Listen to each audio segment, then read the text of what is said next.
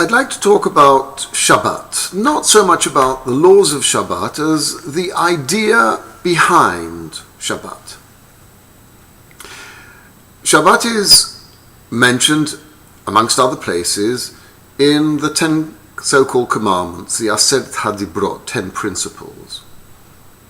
There it says, Zachor, remember the Shabbat, because God created the world in 6 days, and on the 7th he rested. Of course, this isn't meant to be literally the case, as though God's muscles were tired and needed a break, but we humans are created with 2 sorts of dimensions. There's the physical side. We are physical bodies and we work and exist within a physical world, and we're very much influenced by it. But that's not the whole picture. We also need to use our spiritual side. And that's why God created a world for us to work in and asked of us that we don't totally devote ourselves to that world, but also devote ourselves to another kind of experience. So Shabbat is a different kind of experience to the world we normally exist and live in and are influenced by. We're influenced every time we walk out in the street, every time we listen to the media in whichever form.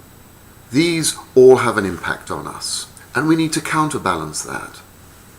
In the second time, the Aseret HaDibrot, the 10 Commandments, are mentioned at the end of the Torah in Devarim. There are slight differences between the 2 sets of commands. In the one that relates to Shabbat, instead of saying Zachor, remember, it says Shamor, keep. And the truth of the matter is that those words, Zachor and Shamor, are 2 sides of one coin. You can't remember something if you don't act on it, and you only can act effectively if you remember what the reason for acting is. So Shabbat needs to be a combination of remembering why and then acting. But then the second version goes on to say that we keep Shabbat because we were slaves for 6 days, and we were slaves in Egypt, and therefore, because we work for 6 days and are slaves to whichever society it is, not just the Egyptian one, that's why we need a day in which we're not slaves to the external world, but we create our own internal spiritual world. And that's also another side of the same coin as creation. The balance between what we have to do, what we do outside, and what we also need to do to create a healthy inside, a healthier spiritual world. So we normally think of Shabbat as being a day on which we don't work, but it's not just a matter of work. It's also a day on which we try to create a very different atmosphere to that which we have throughout the week, regardless of whether it's work or not. It's not much work to watch a television set, but if we are dominated and influenced by what we see on the television set, we need to have a day when we have a break from all those electronic features. People often think that in the olden days it was difficult to light fire, and that's the only reason why we don't put on lights or use electricity in the same way that we do during the week. And it's not true. In time of Moses, it was very easy to light fire. It's easy as striking a match today.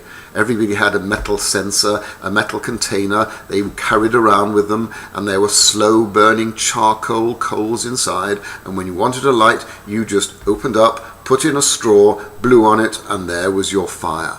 Not very difficult. But fire represented society. All of society in ancient Egypt relied on fire to produce arms, to produce metals, to heat up food, to create new substances. It was rather like nowadays. Electricity, if there'd be a power cut, our life would come to a standstill. We wouldn't be able to move up and down in tall skyscrapers. Traffic in the streets would block everything. We rely on it for communication, for everything. And when it goes out, all of a sudden we realize we're bereft of everything. But it also makes us realize how much we're slaves to electricity and slaves to society. So the aim of Shabbat, therefore, is to create an atmosphere which is very different to the atmosphere of the week. And as the Torah expands, see, the method of the Torah is to say something, and then at another stage to repeat the idea with slight differences. This isn't careless, it's intentional, just as we add an extra layer on the canvas every time we paint, or we reiterate something we've learnt by repeating. So too, when the Torah tells us about the same thing in a different way, it's adding a dimension. So we have the general idea of creation, creativity, and of slavery, being slaves and being free. And these tell us that we have to find different ways of relating on Shabbat, but still we need more information. One of the things that the Torah tells us is Al yetzei ish mimkomo biyom HaShabbat.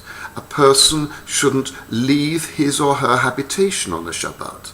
The idea of Shabbat is staying together, of not going out to work in one direction or going to the hairdresser in another direction, or the son going off to play sport, or the daughter going off to listen to pop music with her friends, or whatever it is. I don't distinguish between one and the other, but generally, in the world in which we live, families are all busy going in different directions, and very rarely do they come together. The average American family never sits down together to eat a meal. And so what happens is they come from school or from work, and then each one grabs something to bite, to eat, and sits down in front of the television or the iPad or the computer or the iPhone, and they're all living in their own little worlds. The idea that we come together in our homes, and we sit together, and we eat together, and we communicate with each other, that is a very important principle. So when the Shabbat tells us about not going away from where we live on a Shabbat, or it tells us, as in the case of the manna, of preparing everything before Shabbat, so that on Shabbat we don't have to cook, we don't have to cater, we don't have to do all these things because it's all been prepared, these are adding different dimensions to our understanding of what Shabbat means. And similarly, when the Torah tells us, Lo teva'aru esh b'moshvotechem b'yom HaShabbat, don't transfer fire in your habitations on Shabbat, again, what it's saying is that fire can be there to keep us warm. We can have fire to be there, but we shouldn't get involved in moving it around. That's the sort of thing we do during the week. But on Shabbat, we have got to relate to it in a very different way. And so that is very similar in our day to saying, don't have your cell phone on Shabbat, don't have your iPad on Shabbat, don't have your iPhone, whatever it is. Try to stop dealing with the things that you use and are almost a slave to the whole week through. Shabbat, therefore, as it says, people take it to mean a rest, doesn't just mean lying on your bed and falling asleep. It doesn't just mean not going into work. It means creating a totally different atmosphere. An atmosphere based on people, based on communication, based on home, based on eating together, doing things together, but doing things that you don't normally do during the work week. So, things like study, things like conversation, things like discussion that very rarely take place in families. These are an essential part of the atmosphere of Shabbat when we sit round the table together, when we talk with each other, when we are happy together, when we sing, and when we are really part of a family. I hope that you enjoy Shabbat.